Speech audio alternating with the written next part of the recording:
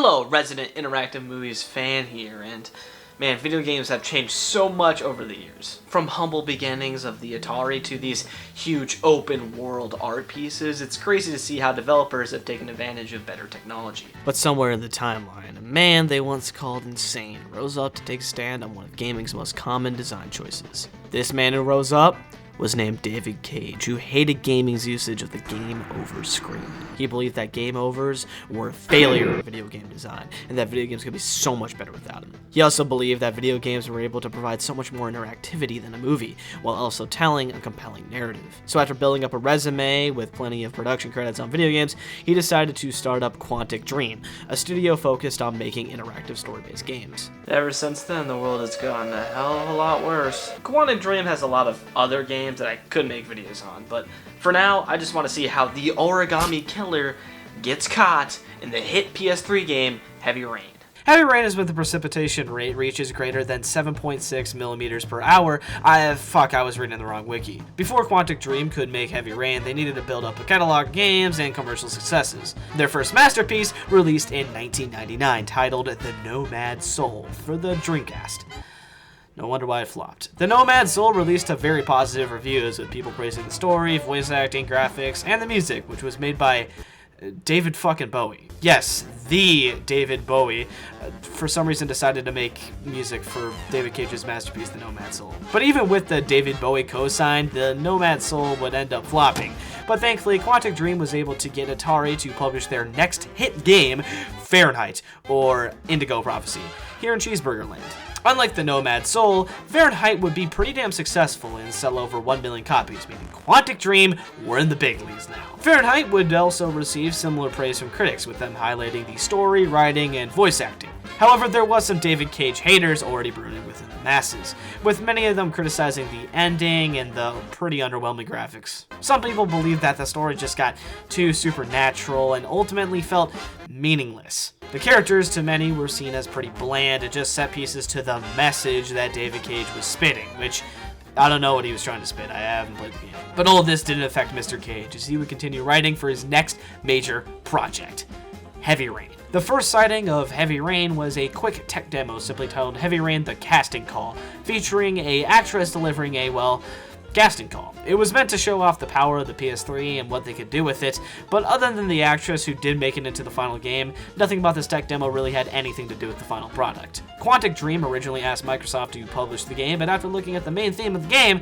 that being child abduction, they decided not to publish it. As a professional child abductor myself, I am deeply offended by Microsoft's opinion on this situation, and I hope to God they burn alive. But then Sony was like, fuck it, we'll take a chance on that. With Sony publishing the game and development going smoothly, all that was left was for the game to be released, which it did February of 2010. Heavy Rain would sell like hotcakes, selling over 5.3 million copies, and would later receive a version including PlayStation Move support. I can't play Heavy Rain without my dildo remote. In 2016, it would come over to the PS4 with a remaster and Windows in 2019. According to its Wikipedia, it's considered one of the greatest games of all time, this and Zork.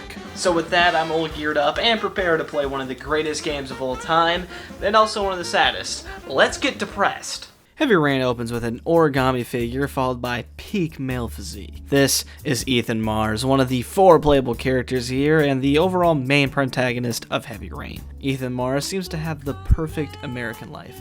A wife, 2 kids, a nice house, and facial animations only a mother could love. His 2 kids are named Sean and Jason, and please, get used to that name. His wife's name is Grace, and we get to see just how happy he and his family is during this prologue. And I gotta say, if the rest of the game is like this, then how will I get depressed? Anyways, Ethan takes his family to the mall, where suddenly, Jason disappears. Thankfully, Ethan does find him before Jason begs for a balloon. This kid is dumb as shit. Jason gets lost in the sauce again before the game glitches out and freezes him in place. So yes, I found him. But not really. Ethan continues to search while tripping out on himself, I guess, before finally finding Jason across the street. Jason starts to run back to Ethan in a display of stupidity. Ethan runs towards Jason, attempting to save him from incoming traffic by sacrificing himself, but unfortunately fails. He gets to live, but Jason passes away and Grace divorces Ethan. But I just want to make this comment. How the fuck did Jason die to this? I mean, Ethan literally jumped in front of Jason to protect him from the car. So unless Ethan killed Jason when he jumped on him, it makes no sense that Ethan is completely fine from the situation and Jason dies. Because something tragic happened, Ethan currently lives in a shitty apartment by himself. We learned that Ethan was able to get joint custody as he picks up Sean after school to hang out with him. Here I pissed Sean off by not letting him watch television. No, I think you've watched enough TV for today. Please, Dad, just a little while longer. I said no, that's enough. That's not fair. Mom always lets me watch TV after school. We did! I mean, look at this shit. It is absolute ass. I'm not gonna let him watch it. If he's gonna watch a good show, he better be watching Bluey, this punk-ass bitch. Sean tells me to fuck off when I attempt to confront him, and I don't know, man, I just needed a piss. Ethan decides to keep spirits high and brings Sean to a park where Ethan is finally able to get Sean in a good mood. This, guys, is what good parenting looks like. I mean, the smile, the joy, everything is perfect. Ethan loses Sean in another trip off himself, and Ethan gets sad again. Fuck. Now we are greeted to the next protagonist of Heavy Rain, Detective Scott Shelby, aka the Caked Up Wonder. Scott Shelby arrives at a motel or hotel to meet a woman named Lauren. However, before participating in prostitution, he asks Lauren if she could provide him info on the death of her son. Lauren confides as Scott Shelby questions her. Lauren, however, is unable to recall much, and Shelby leaves his number in case she remembers. This is while a man comes over to beat the ever-living shit out of Lauren. But instead, he meets the Caked Up Wonder and gets double fucked in all areas of the body before succumbing to his wounds. Lauren thanks Shelby for saving her, and Scott Shelby goes to get a cupcake like he's EDP or something. Anyways, time for the next character, Norman Jaden. Norman Jaden is another detective, but unlike the Caked Up Wonder, Norman does a hell of a lot of drugs, has cool glasses, and also isn't obese. These glasses just kind of remind me of what Connor is in Detroit Become Human, and he actually does work for the police. Anyways, Norman is here to investigate a scene of a crime supposedly committed by the origami killer. We learn here that he drowns his victims in rainwater, but only when the rain reaches a certain level. And since it's raining cats and dogs right now, the origami killer is out committing crimes. Anyways, we get some visual glitches and snooze-fest Norman gameplay before Norman meets the head of operations and soon-to-be partner, Carter Blake. And I'm serious when I say snooze-fest gameplay. Norman sucks. Carter Blake here is kind of a dick, but he also has the best voice acting in the whole game, so I guess he gets the pass. We then check in on our boy Ethan Mars, who's at a sort of therapy session. We learned that he suffered a mild concussion from a car accident that got Jason killed. Okay, so he suffers a mild concussion, but my uncle's brain gets turned into tomatoes. Fuck? Ethan clearly is struggling with the death of Jason, if you couldn't tell by his shitty house, divorce, and horrible looking clothes. He also has to seek therapy. Who would have guessed it? Anyways, back to Norman, where we get to play with balls. But Norman's balls are boring. There's not enough red welts on them. Anyways, we are forced to instead get up and do detective shit, which puts me to sleep. I talk to Layden Perry, head of the police department, as he forces me to fucking adjust his tie. Like, seriously, Norman, are you the fucking cuck of this shit? Just smack the shit out of him. Get out of here. Then I head over to Norman's office and activate the glasses. Here we look at the evidence, put the evidence on a map, and look at the files. This helps us collect evidence and figure out who is the killer. But my IQ is extremely low, so I just look at everything until they let me out and progress through the game. Exiting out of the room, Norman starts tripping and just has to take a little snort, but I'm just too powerful and I'm able to resist. I think it's time for me to go over Heavy Rain's gameplay. If there was any. No, but seriously though, it's kind of hard to critique the gameplay because it's so atypical for a video game. Quantum Dream are known for being pioneers of the interactive movie genre type of game. These had humble beginnings with classics like Night Trap and Plumbers Don't Wear Ties. Night Trap kind of reminds me of a sleepover I had with my friends, while Plumbers Don't Wear Ties reminds me of a sleepover with my dad. These games, however, are literally just interactive movies. They have a recorded movie going on where all you do is make some small choices and press a few buttons. Interactive movie is exactly what they are. Quantic Dream, however, are fully interactive. You are able to manually control your character and make major decisions that affect the story. It feels more like playing a video game that's stylized as a TV show. The main gameplay here involves interacting with the environment to figure out more information on the origami killer murderer. If you're playing as Norman and Scott Shelby, playing as Ethan has you try to figure out some shit. I don't know. The other form of gameplay is the intense combat, which is just quick time events. I mean, for being QTEs, they are pretty well implemented and fun, but still, they're just QTEs. So it's not anything really crazy or innovative. But I'll cut Heavy Rain some slack, as the QTEs here feel in place as an interactive movie game. It's not like playing an action game or something where they just replace the fun action sequences with QTEs. It actually feels reasonable here. Overall, there really is not much to say about the gameplay. The level of interactivity is cool and all, and I never was really bored, but it also isn't anything to write home about. You want to know what I do have a problem with? These controls. The controls in Heavy Rain are frankly ass cheeks. To walk, you press R2 and you can turn using the analog stick. Basically, pressing up on the analog stick doesn't do anything. It kind of feels like playing a racing game, except you're not driving a car, you're driving humans. It's clunky, weird, and unnecessary. The funny thing is that you interact with the environments using the C stick or motion controls, but never using the analog stick. So essentially, pressing R2 to move is completely pointless. It's not the end of the world, and you can get used to it, but it still sucks and could have easily been simplified, and I don't understand why it was designed this way. So yeah, the controls kind of suck, and the gameplay is... yeah. So all that's left is the main selling point of Heavy Rain, its narrative. Let's get back to it. The caked up wonder arrives at a gas station in order to collect evidence against the origami killer. This is before a robber arrives at the scene, and Scott Shelby attempts to calm down the situation. Unfortunately, he ends up getting shot, and the robber gets away. Shelby, however, ends up being fine. The bullet didn't do shit to him. He ends up getting the evidence from the man running the gas station, whose son was a supposed victim of the origami killer. After this, we get introduced to our fourth and final character, Madison Page, who finds herself waking up from a bad dream. However, soon a bunch of no-good bandits show up and try to kill her or something, before she wakes up, revealing it was all a nightmare. We learn that she struggles with insomnia and can't sleep very well, but don't dwell on it because it means fuck all to the actual story. Ethan finds himself a note containing a cryptic message that Ethan believes could be sent by the kidnapper of Sean. In the back is a code for a train station locker, so Ethan heads over to the train station. But then Ethan experiences another trip where he can knock over anybody and everybody. Ethan finds the locker where he opens it to find a box containing a gun. Ethan takes this package and brings it back to the hotel. Okay, so two things. How the hell did Ethan get out of the train station with a package containing a gun through security and the metal detectors? And then the other thing is, how did the origami killer get past security with a package containing a gun? Ethan opens the box to find a phone with a memory card. After putting the memory card in it, it plays a video of Sean drowning in water. A message appears asking how far Ethan will go to save someone he loves. About a mall's length distance. It then tells him in order to learn the location of Sean, he must complete 5 trials, each one associated with an origami figure. And with that, Ethan goes to his first trial. Norman then presents the current evidence to the police station, where we get some of the best voice acting in video game history. So what's next?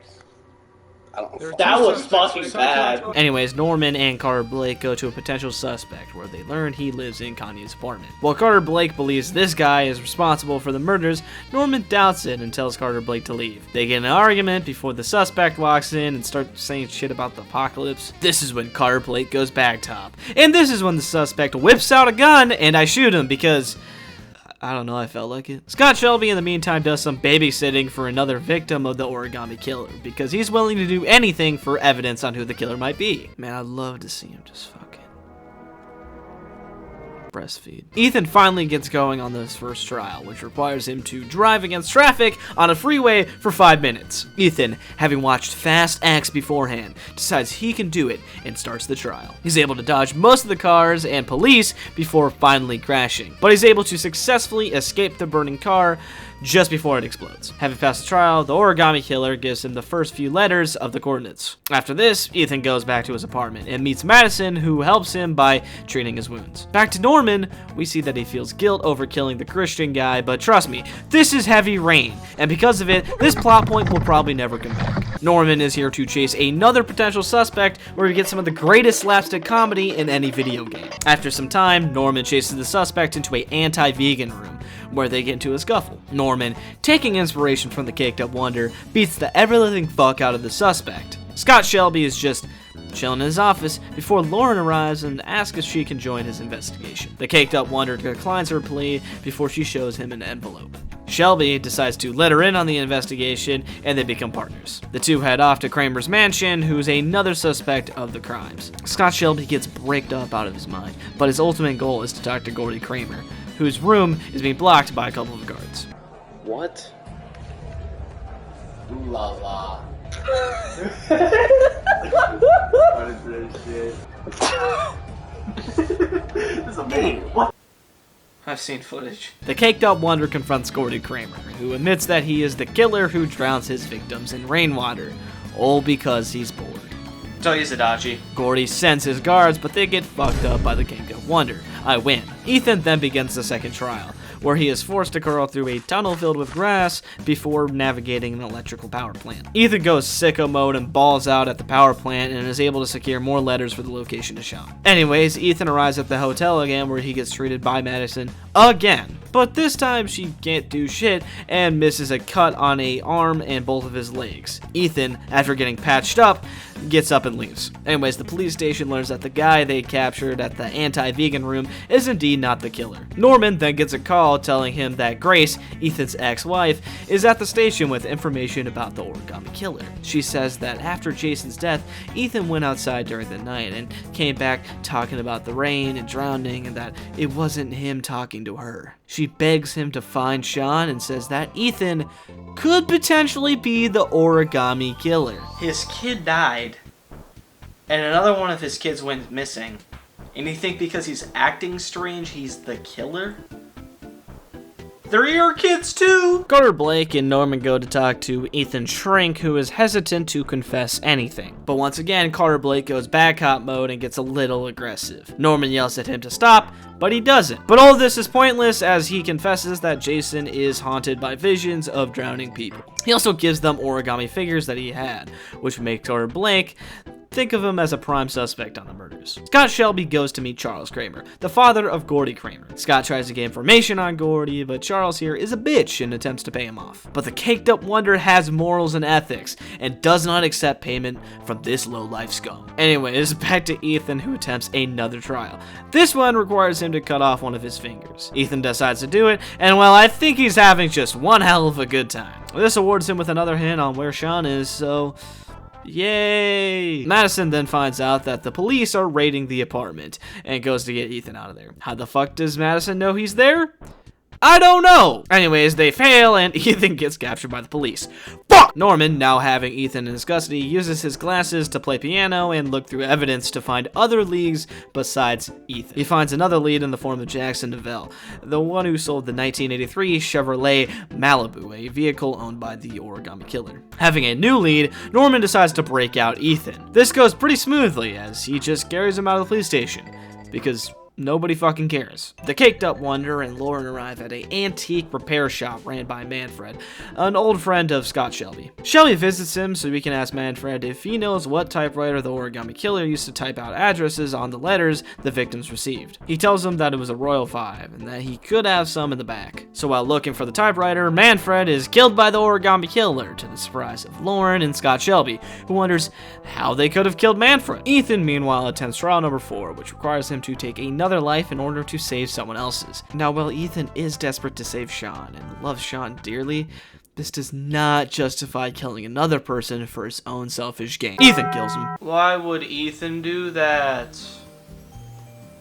No. Madison attempts to get on the hunt for the origami killer and finds a potential lead on the supposed suspect. She arrives at the man's house, pretending to be a patient wanting insomnia pills. Madison questions the doc for information, but the doc poisons her with a drink, forcing Madison to escape. She's able to successfully escape due to the power of QuickTime events. This is while Norman investigates the lead he had on the 1983 Chevy Malibu, which leads them to a junkyard owned by Mad Jack. But this Jack isn't just mad, he's pissed and attempts to kill Norman. But with complete skill and technique, Norman is able to overcome Mad Jack and defeat him. Scott makes eggs and Lauren finds a lead. Let's fucking go. This lead leads them to a cemetery to find a gravestone with the name John Shepard. This grave reveals that he died at the young age of 10, and it also has an origami figure next to it. Then a flashback plays revealing the kid's backstory. John and his twin brother get bullied by their dad, who is a severe alcoholic. They race through the construction while it's raining and calls his brother a slowpoke. They eventually decide to play hide and seek, and John's brother goes to hide. John then finds him drowning, and I'm sorry, I just can't take this seriously. The voice acting here is just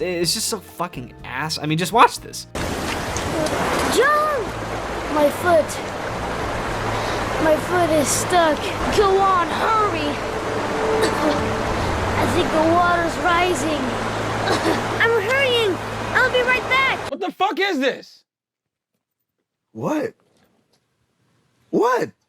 What the fuck is this? Anyways, after this tragedy, we return to the present, where Lauren questions if the brother of John Shepard could be the killer. The gravedigger, who told the story of John, says that his brother took on another name and was adopted, prompting them to begin the search for his brother. Checking in on Madison, we have her entering a club to find a man named Paco, who is another potential lead to the real origami killer. Anyways, she seduces Paco, gets the name of the man who rented the apartment out in Maple Street, where the origami killer supposedly resides, and fucks off. Anyways, Norman arrives at the same club to meet Paco himself, but then finds him dead as the killer attempts to kill Norman himself. Thankfully, using his incredible abilities, he's able to fend off the killer, but unfortunately can't catch him. Norman then spends time analyzing clues and fucks off. Madison returns home to find Ethan emotionally broken over the fact that he killed a man. They have sex. You ever just had sex after committing a murder? Plenty of times, man. Plenty of times. Try it out. When the caked up wonder arrives at his apartment, he finds Charles Kramer. He claims he warned Scott Shelby not to investigate his son. He then knocks out Lauren and Scott Shelby and puts them in a car sinking into a lake. The caked up wonder, being the legend that he is able to escape the trap. But unfortunately, Lauren dies, with Scott not being able to save her. He tried his best, but he couldn't get it done. Scott Shelby then drives his car into Charles Kramer's mansion, shooting all the guards, just to tell him to stay off his dick. But then Charles Kramer gets a heart attack, and Scott Shelby has a moral challenge.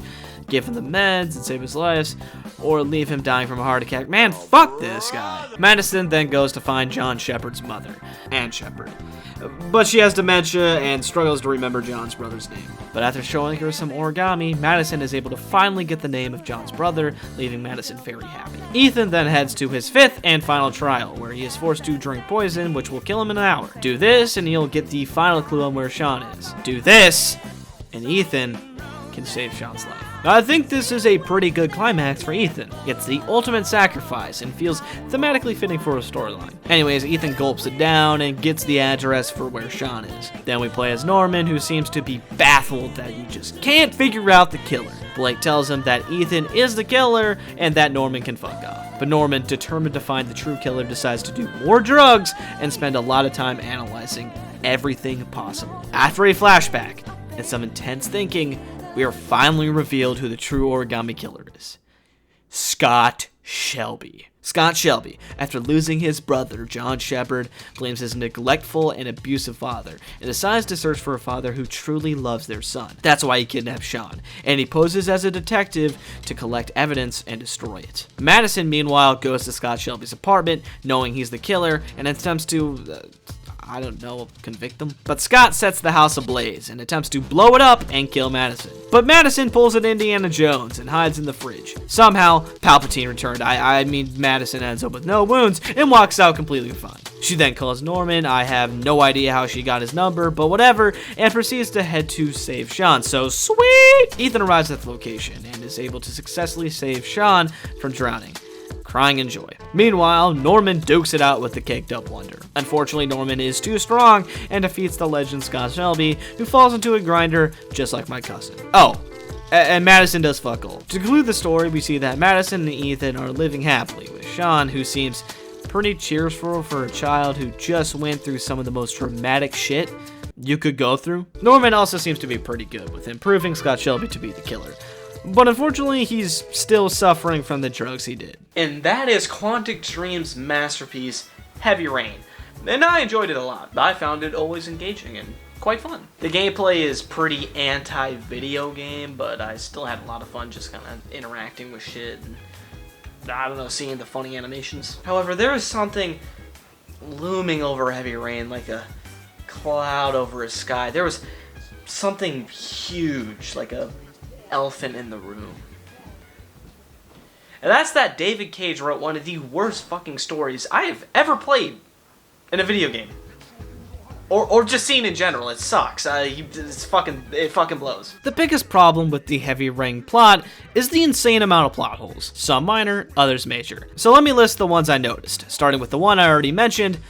How did Jason die? Ethan very clearly took the vehicle hit and was completely fine, besides the coma. But Jason, well, he died. Did Ethan kill him when he jumped on top of him? If he did, then it's never explained. Either way, it's not really explained well, nor does it really make any sense. If anything, they should have Ethan suffer a concussion while Jason went into the coma that Ethan went through. That way, Jason is kinda dead for the plot while Sean gets kidnapped. The next plot hole is the trials Ethan does. Knowing that Scott Shelby set him up, I have to question, how does this caked up obese man able to lay glass in this tiny ass pipe system? It just doesn't make sense, and that's assuming this was set up years ago when he first started committing his crimes. If he was doing this on the fly while Ethan was doing his trials, that's even more ridiculous. Then in the fourth trial, Ethan, shoots this guy in the head, thus killing him. And it's not like Ethan cleaned up the scene of the crime, so the fact that he goes completely unpunished is ridiculous. Then there is the twist. Scott Shelby being the origami killer.